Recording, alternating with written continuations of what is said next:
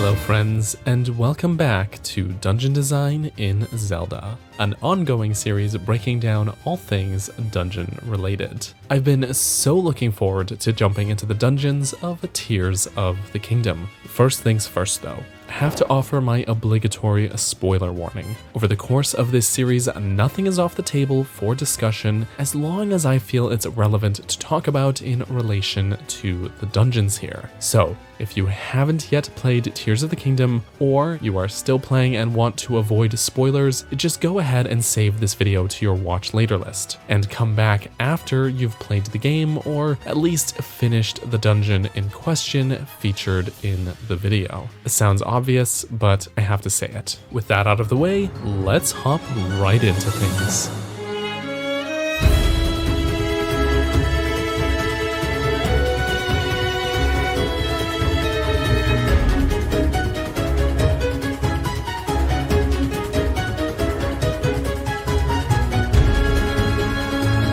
Like its predecessor, the dungeon order of this game is not so set in stone. In fact, the dungeons themselves are entirely optional. So outside of the Great Sky Islands, there isn't any mandatory pre-dungeon stuff to do outside of this quest line that will lead you towards the dungeon.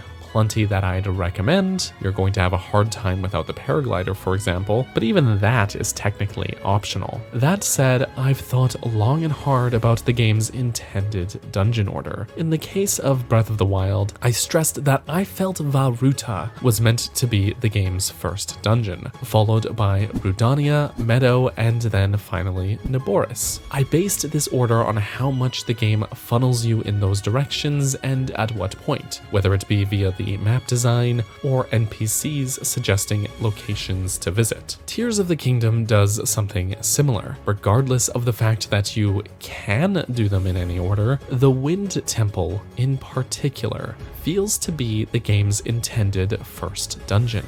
And I don't think I'm alone on this train of thought. I ran a poll on my community tab asking which dungeon people had done first, and at the time of writing this video, a whopping 78% of the 842 people who voted said that the Wind Temple was also their first dungeon. Based on the comments people left, those who ventured elsewhere to begin with were motivated to do so by a burning question left from between games, or from the trailers that they wanted to investigate, such as Darren here, visiting the Fire Temple first to find out why Yunobo wasn't in any of those trailers. So we can safely say that those decisions were made outside of the intended world design, and those who followed the game's subtle and not so subtle suggestions found themselves nudged towards the Wind Temple first. By the way, there's nothing wrong with any of those decisions, I just find the data interesting. I didn't notice it as much on my first playthrough, but upon reflection,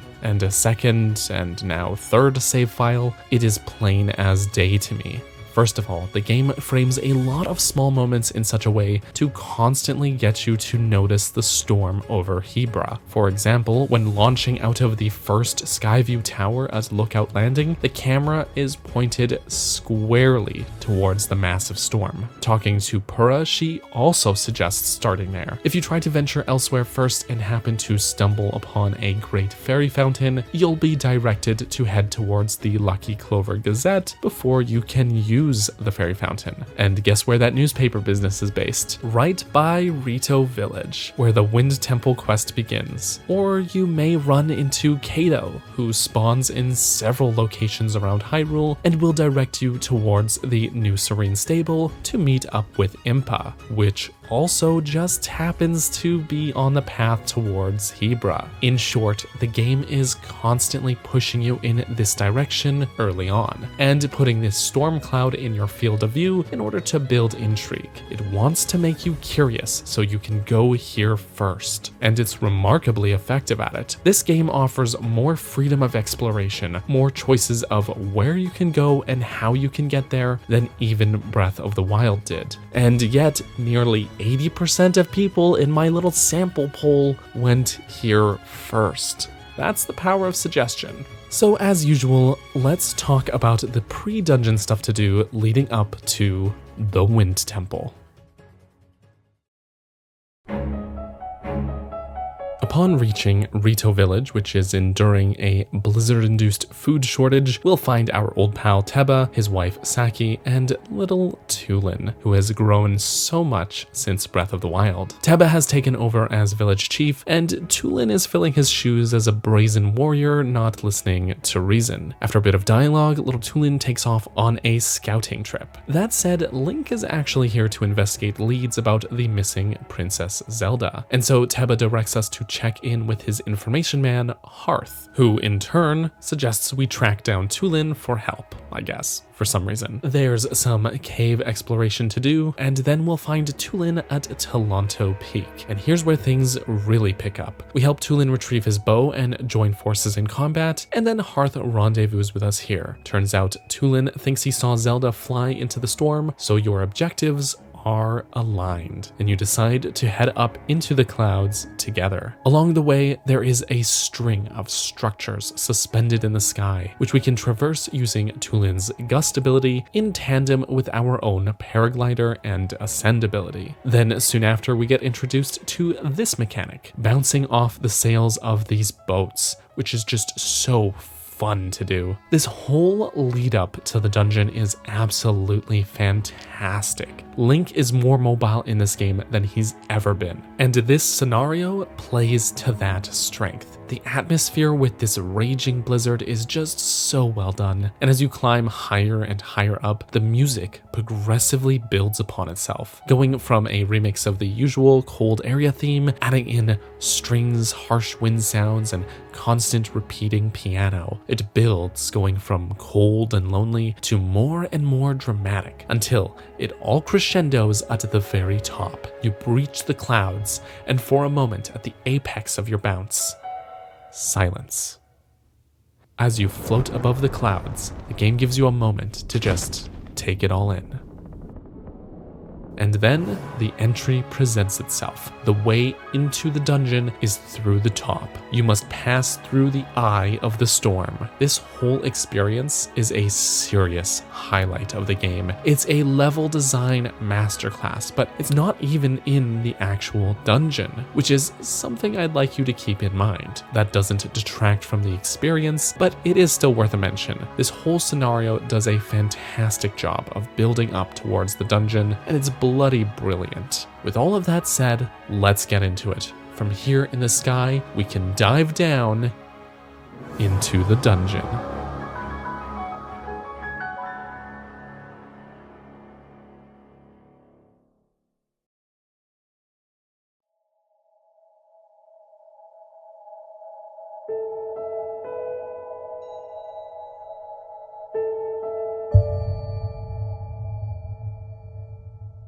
Welcome to the Wind Temple, also known as the Stormwind Ark, which, let's be honest, is a way cooler name. The temple is a massive boat, not unlike the sand ship from Skyward Sword, but you know, in the air.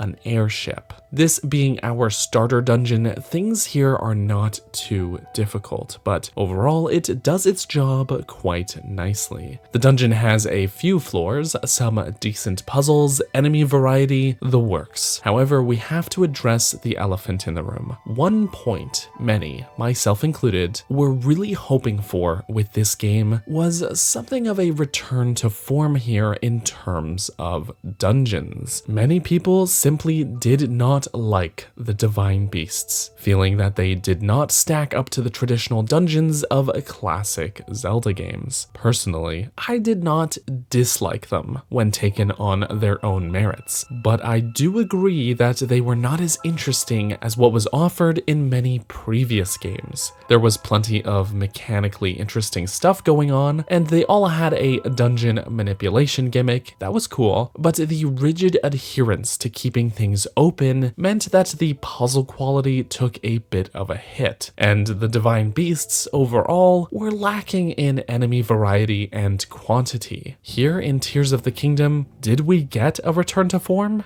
The answer is sort of. The dungeons overall, and that includes the Wind Temple here, feel like a half step somewhere in between. The lock and key formula is still not here. The dungeon is as open as you'd expect, and rather than 5 terminals to activate, we have 5 locks to disengage as our objective, which is functionally the same thing. In either case, you have to find the mechanisms and interact with it. In that sense, these dungeons still follow that same Divine Beast formula, but the developers still clearly heard our feedback and took initiatives to improve things. For starters, there are loads more enemies here. In fact, just the Wind Temple has more enemies than the 4 Divine Beasts combined did. Yes, I counted. Those 4 dungeons combined had 11 enemies total, all of which were Guardian Scouts. Here, we have constructs, cannons, keys, Arakudas, and choo-choos, which is not a ton, but it is a marked improvement. And thank goodness, the architecture is different between dungeons. Look, the ancient Sheikah technology was very cool, but it got so repetitive when every dungeon and shrine used the same aesthetic. That's not the case in Tears of the Kingdom. The dungeons are visually distinct from one another. Interestingly, despite the similarities to their aesthetics, the Stormwind Ark was not made by the Rito tribe. While it bears their characteristic motifs, I mean, look at these big bird heads, it differs a lot from modern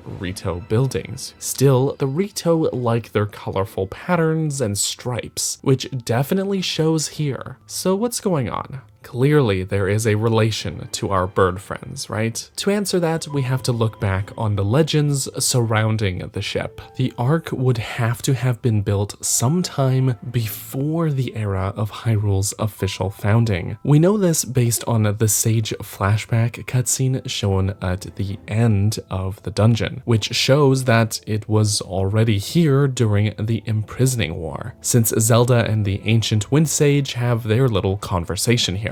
Both the song sung by Cass's daughters and the book found in Hebra Trailhead Lodge give us more information about the Stormwind Ark's origins. The song is an abridged version, but the book goes far more into detail. It documents how, during a time when no wind would blow across the region, a godlike figure had fallen from the heavens and was assisted by the Rito of that time. This godlike figure was likely a Zonai who lived among the Sky Islands above Hyrule, as that is supposedly where the Zonai king Rauru had migrated from. The Rito brought materials to this stranded Zonai who longed to return home, and he used what sounds to me an awful lot like auto build to assemble the smaller boats that we bounced from on the way up here. The Rito rode up with their Zonai friend to the sky, took in the scenery including Sky Islands, and then returned to the surface world. Sometime later, this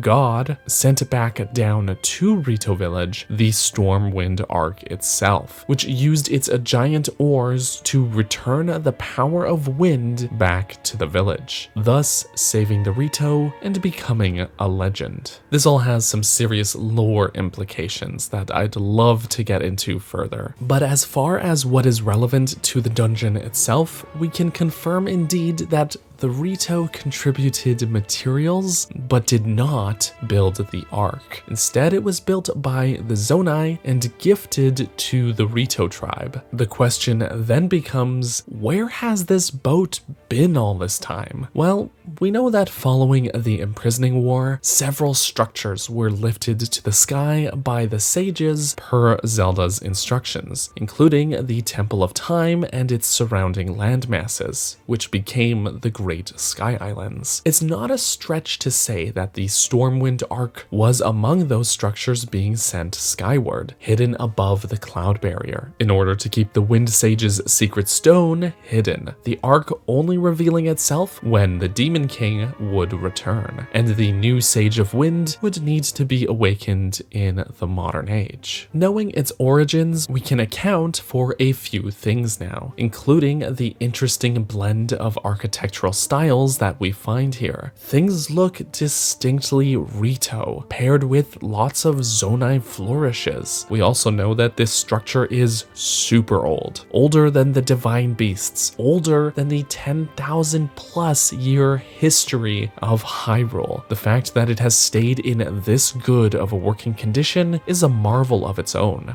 As usual, I need to talk about the music here. Like the approach towards the dungeon, the music within the Wind Temple also builds upon itself as we make progress, and it is really quite wonderful. The first phase kicks in with howling wind under calm piano and lovely woodwinds. It's a melancholy and thoughtful piece that almost sounds like it could have been taken right out of one of the Ori games. It's downright beautiful. One of my favorite pieces in the game.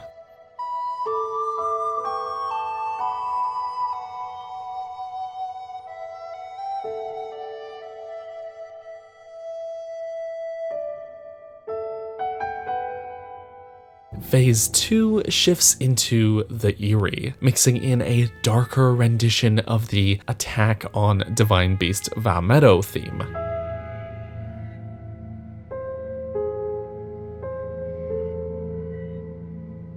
Phase 3 adds a flare of dramatic rising tension with these punches of string.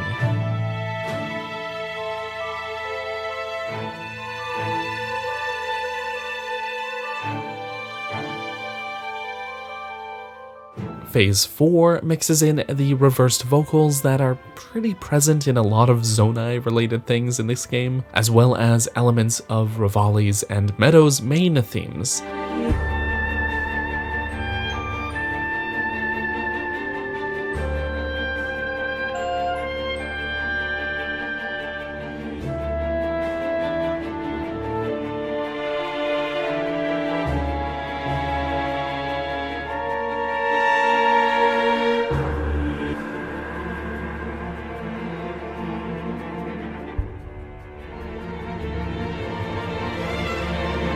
This one is a great piece, but it does feel a bit out of place among the previous three. It fits the dungeon for sure, but it is a big tonal shift. But I guess that makes sense, since we have now explored most of this place by the time this piece kicks in. There's less of a sense of mystery and more of a sense of driving ambition. The final phase of the song nicely builds off of the previous one, giving Revali's theme, the Inside Valmetto theme, and the Attack on Valmetto themes more of an emphasis.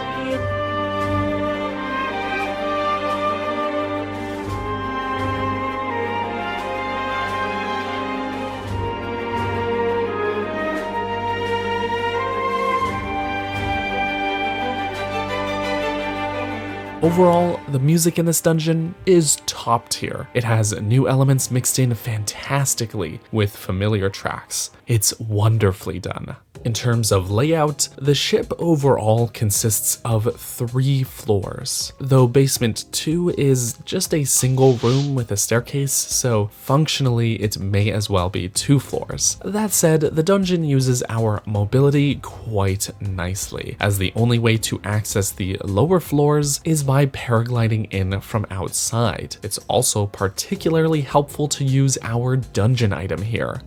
I mean, to use Tulin. Tulin himself is basically the dungeon item. He uses gusts of wind to propel us forward, making crossing certain sections much easier to do, as well as being key to certain puzzles. Honestly, I think this concept is an improvement overall in terms of level design. I have some issues with how the new Sage abilities are implemented, particularly with the controls and the UI, but as for how they are integrated into the level design, I think it's a step in the right direction. Breath of the Wild's champion ability abilities were arguably better than the Sage abilities in this game in terms of what they actually did, but they had no use inside of the dungeons because we wouldn't even gain access to them until their respective divine beast was cleared. That's not the case now, and it means the level design can actually make use of these abilities. So that's a thumbs up for me from a level design perspective. One thing that gets talked about a lot with Tears of the Kingdom's design elements overall is what I call the cheesability, or how easily you can cheese things. The game lets you work around or entirely circumvent intended puzzle solutions quite often, which in many cases is a strength, especially when it comes to traversing the overworld. However, a high level of cheesability can often run counter to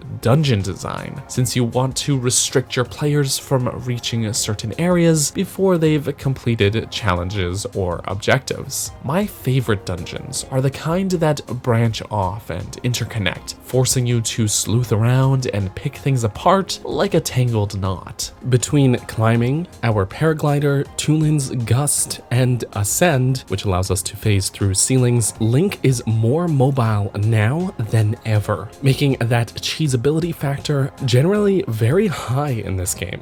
The Wind Temple cleverly works around this by putting all of our objectives below us. So we can't skip any puzzles by using Ascend because we have to work our way downwards. Using Ascend from a lower floor essentially works as a shortcut to get us back to the main deck, which is basically this dungeon's central room. But if you do that before you've finished a task, then you're only losing progress. Therefore, no cheese. This simple little swap of starting on the top and working our way downwards single-handedly bypasses the need for the developers to design around that cheese factor. Breath of the Wild designed around the cheese by making certain walls unclimbable, for example, but that always felt like a cheap solution to me. But here, we don't lose any of our mobility. It's simple, but done elegantly, and it conveniently fits within the dungeon's in-universe design and lore. Of course, the main deck would be the central room. It's a boat. It's one of those lovely moments when lore, architecture, and level design all align perfectly. The navigation around here is great too, as we get a blend of outdoor and interior areas to explore, essentially weaving in and out of the dungeon, not unlike Skull Woods back in A Link to the Past, the Sandship of Skyward Sword, or Dragon Roost Cavern in Wind Waker. But it's all done more seamlessly here, which is great. What feels a little weaker are the individual puzzles. Despite this dungeon having elegantly worked around that cheese factor, they are still so set on keeping the dungeon open that they miss some potential that can only be found in a more linear setup. I'm not saying I want the dungeon to be a straight line from one end to the other, but throwing in just a handful of keys and locked doors would have made this dungeon pretty close to perfect. Because the dungeon is meant to stay so open and allow you to reach each terminal in any order, the puzzles all have to be self-contained, and they're all designed as though they could be the first puzzle that you complete in the dungeon, because they could be. So there's no sense of iteration or building upon puzzles. There's no difficulty curve being adhered to. It's flat. It's a difficulty line. Again, this is a simple issue that could be fixed with a couple of keys and locked doors, but they refuse to do that. I mean, technically there are gates that are closed, but the solution to opening them is usually just a puzzle right beside the gate, or even more simply, just pulling a lever right next to said gate. That's not particularly challenging. If they really didn't want to put in any keys, then there was still an opportunity here to modulate our progress by simply moving those levers that are already built in here to different areas of the dungeon. Separating those levers from the doors would accomplish something pretty similar to the lock and key formula. Instead, the puzzles, in no particular order, play out like this. Fix and pull this lever right near where we start to open this gate and activate the terminal. Glide downstairs, glide across this gap, climb up here, assemble this propeller, use gust to open the gate, activate terminal. Fix this gear to open this gate, activate terminal. Ride the updraft to the top of this tower, open these doors, drop down the shaft, avoiding the lasers, activate terminal. And finally, glide to the very bottom floor, entering the opening in the wall, and activate the terminal. Each of these on their own are all absurdly simple. The only real challenge, combat aside, is figuring out how to get to each area, since the terminals themselves are all marked on the map right at the start of the dungeon. We know where to go, we just have to figure out how to get there. And I'm okay with that in theory. I just feel like they should make figuring that out a little more challenging. The thing is too, is that they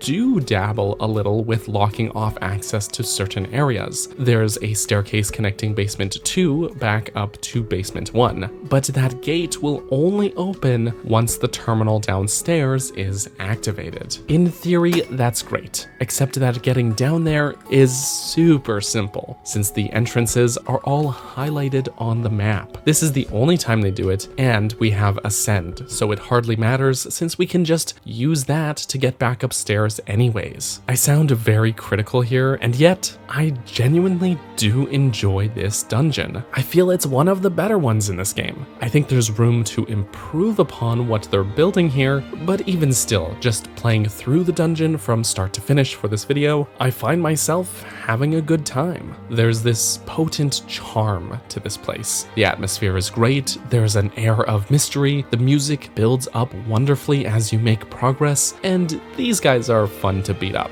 Even though I'm not particularly fond of the activating terminal structure, I think it at least works better here. The terminals in the Divine Beasts always felt so arbitrary to me, but recontextualizing those as locks that need to all be opened in order to reach the boss makes it all feel like it actually matters more and fits better in universe. I'm not just going to markers on my map because I was told to. Instead, I'm actively working towards a goal, one that is far more immediately understandable. This is of course the same thing the final trial did in Breath of the Wild's DLC, but that was only one dungeon. The actual Divine Beasts didn't ever really have an explanation for what these terminals were or what they did. Here we have a goal: open this hatch, and those 5 locks are how we do it. It makes sense. With all of that said and done, once all 5 mechanisms have been activated, we can finally open this massive hatch, which housed the source of the blizzard.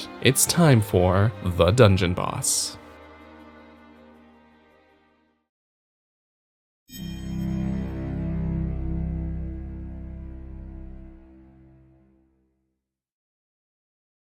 Flying out from the hatch is a massive beast. This is Colgera. He's sort of like Mulgera from Wind Waker, but instead of a flappy mouth, he's got these formidable mandibles. And he's cold. Cold Mulgera. Colgera, I get it. Way back before Tears of the Kingdom released, we saw patents for a system in which Link could use his bow while free-falling, and these patents showed how he could dynamically change positions while aiming. When I saw this, I thought to myself, I want a boss fight that is entirely airborne. Something like Argarok from Twilight Princess, but with our new wider range of aerial movement. My wish came true. That is exactly what we got here with Colgera. The scope here is wonderfully massive as well. Done are the days of the blights. Colgera is a massive creature fought out here in the open air. Well done.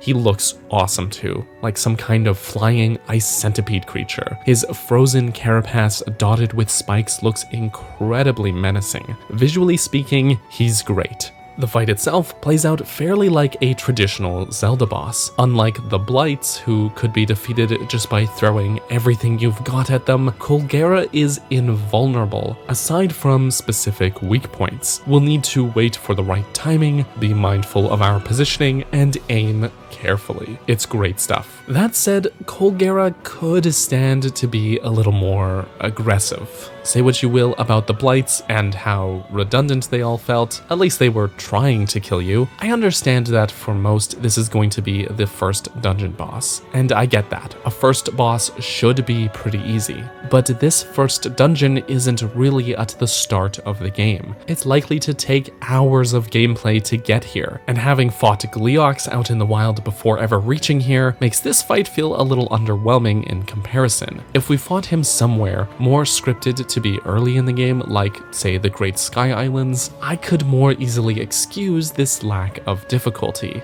But here, he should put up a little more of a fight. Aside from lunging at you and launching spikes, he doesn't do much to actually attack, and those moves of his are incredibly easy to avoid. But where this fight excels is the sheer spectacle. The whole thing is more of an experience than a challenge, and if every boss in the game was this easy, I would be pretty upset. But that's not the case, thankfully. And so, while I wish Colgera's battle was just a little more difficult, I also find myself willing to look past this on the basis of every other aspect of the battle being an awesome spectacle. The music is a banger from start to finish as well. Like the Rito Village theme, this track includes elements of the Dragon Roost Island theme from The Wind Waker, further cementing the relationship to that game.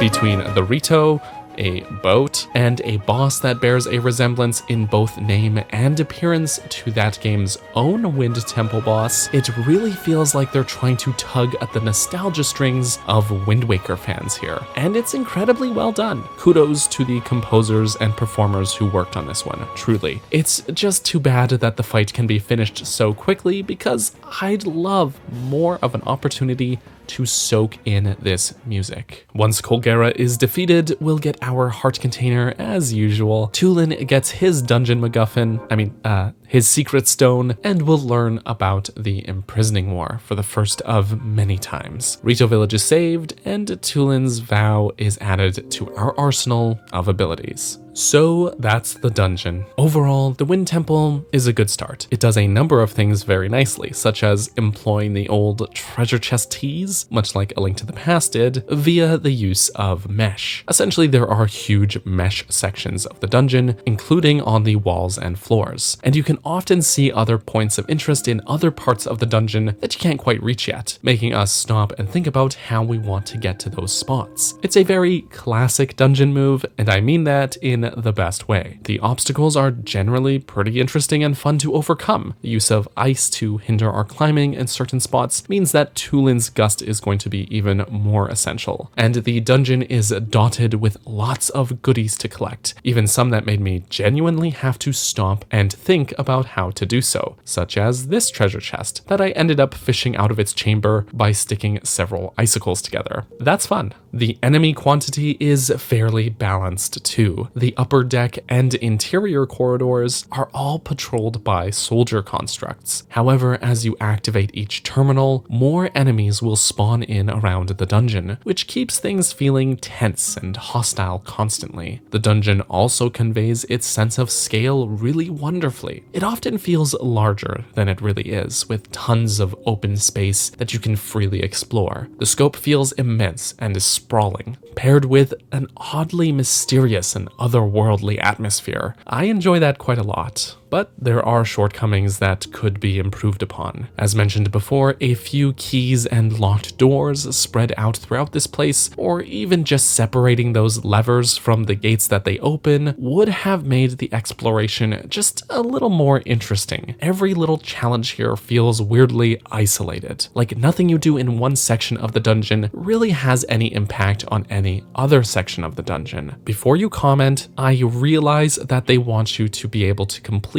these objectives in any order, which is why it is designed this way. I get that, but I would argue that understanding the intention behind a design idea doesn't inherently make that design idea good. Even the Divine Beasts had their own gimmicks that allowed us to manipulate the dungeon itself, which mattered both for puzzles and traversal, and tended to impact the entirety of the place. There there's no such gimmick here. Every puzzle is smaller in scale and has no bearing on anything else. One more train of thought. I love dungeons, and level design is something I find fascinating. It's why I've made close to 60 of these videos now over the last 2.5 years. But there is always the question of what overall counts as part of the dungeon experience. It can and has been argued that the best part of the Wind Temple is actually not even in the dungeon itself, but the lead up towards the dungeon. And I partially agree with that. The climb from Hebra Summit through the rising chain of islands is incredibly atmospheric and fun to do. And rather than having to work around the cheesability factor, they designed the area to play to the strengths of our new mobility. If counted as part of the dungeon, then I think this is the best temple in the game.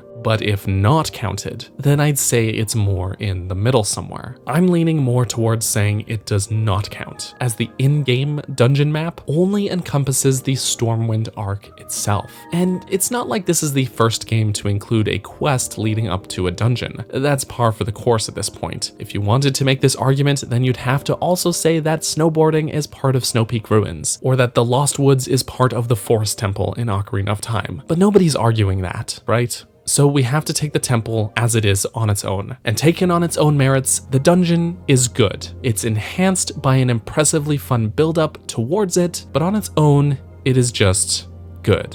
I'd like to take a moment here to thank you for watching this video. And special thanks goes out to my channel members here on YouTube, as well as my supporters on Patreon. You guys make this all possible. So thank you to Grey Mage, Brenda, Tetra, Justin, Midnight Naomi, and Bunny, as well as all of the folks whose names you're seeing on screen right now. You guys are awesome. Thank you all so much for watching, and I hope you have a lovely rest of your day. Bye-bye.